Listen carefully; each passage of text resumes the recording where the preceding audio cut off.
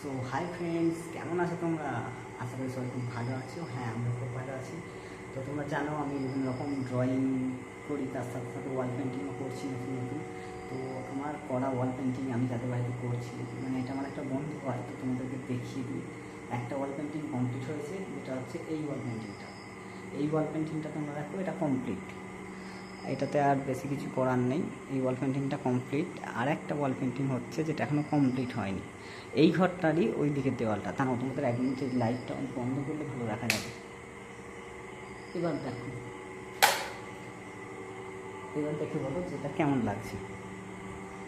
তোমরা কমেন্টে জানাবে অবশ্যই যে এই ওয়াল পেন্টিংটা কেমন লাগছে। হ্যাঁ, আর এরপর তোমাদেরকে আমি যে ওয়াল পেন্টিংটা দেখাবো সেটা হচ্ছে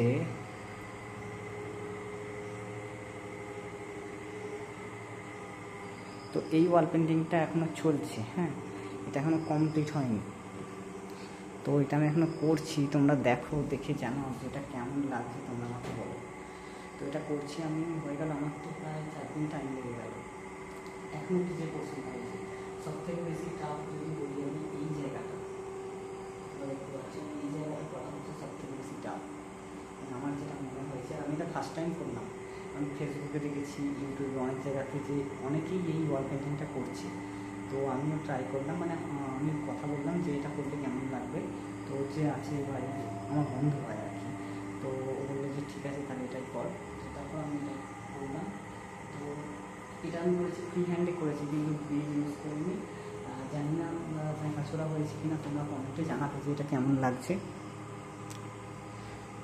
তো আর বেশি কিছু দেখাচ্ছি না, তোমাদের একটু ডিটেলস দেখিয়ে দিই। ডিটেলস দেখো, এই জায়গাগুলো ডিটেলস হালকা হালকা দিয়েছি, ফুলের মালাগুলো বেশি ডিটেলস দিইনি। এই ইমপ্রেশন যে ব্যাপারটা, ওই ব্যাপারটার মাধ্যমে মালাগুলোকে রেখেছি।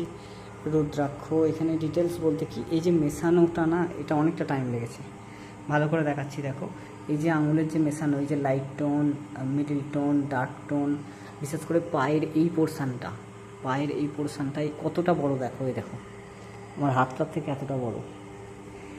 তো এটা করতেই অনেকটা টাইম লেগেছে। আর ব্যাকগ্রাউন্ডে আলপনা, আলপনাই তো বলে, মান্ডালা আর্ট সামথিং, জানি না ওটাকে কী বলে, আলপনা টাইপেরই করে দিয়েছি।